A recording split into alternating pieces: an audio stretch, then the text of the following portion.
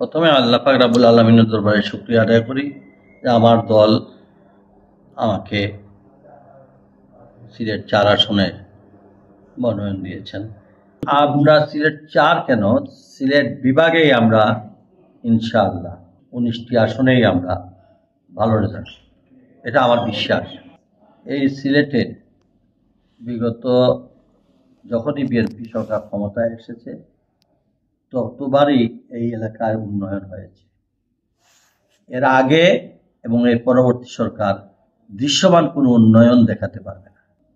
এই দেশের মানুষ, এই সিলেট বিভাগের মানুষ বিশ্বাস করে বিগত ১৭ বছর জনাব এম তারেক রহমান সিলেট বিভাগের মানুষের সঙ্গেই ছিলেন নির্বাচনে, এবং আমি আশা করি সিলেট বিভাগের উন্নয়নের ব্যাপারে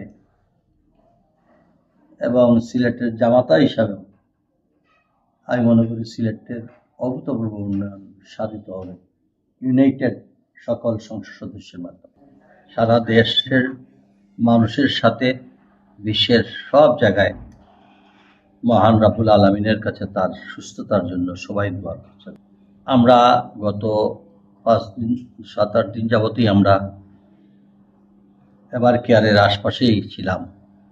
সামাজিক যোগাযোগের মাধ্যমে বা আমাদের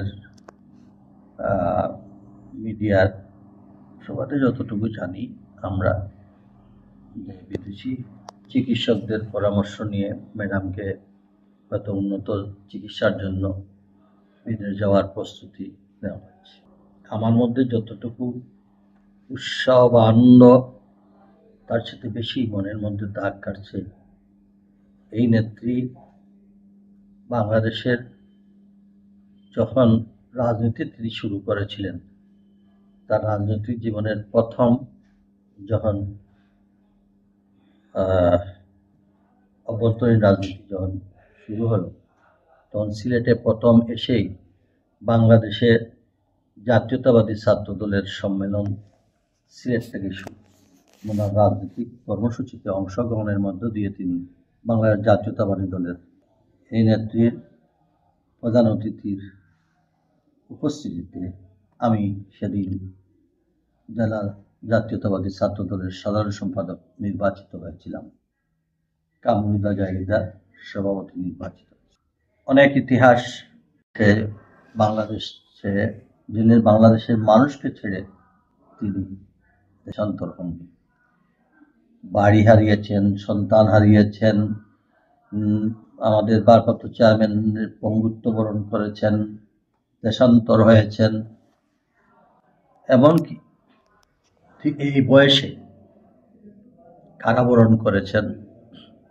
তারপরেও সন্তান সমতুল্য আমাদেরকে জেলে রেখে অত্যাচারী সরকারের হাতে কেউ বন্দী, কেউ গুম, কেউ খুন এবং অসংখ্য মামলার আসামি হয়ে এই দেশে বিগত ১৭-১৮ বছর আমরা এই নেত্রীকে সামনে রেখেই আমরা এক হয়ে ৭০ বছরের এই নির্যাতনের মধ্যেও বাংলাদেশ জাতীয়তাবাদী দলের পতাকা ছেড়ে আমরা কেউ কোথাও যাই। আর ইনশাআল্লাহ দলের প্রতি যাদের ন্যূনতম শ্রদ্ধাবোধ থাকবে, নেত্রীর প্রতি আশা করি আমাদের সকল নেতাগুলো তাদের প্রাণের চাইতেও বেশি ভালোবাসেন আমাদের প্রিয় নেত্রীকে।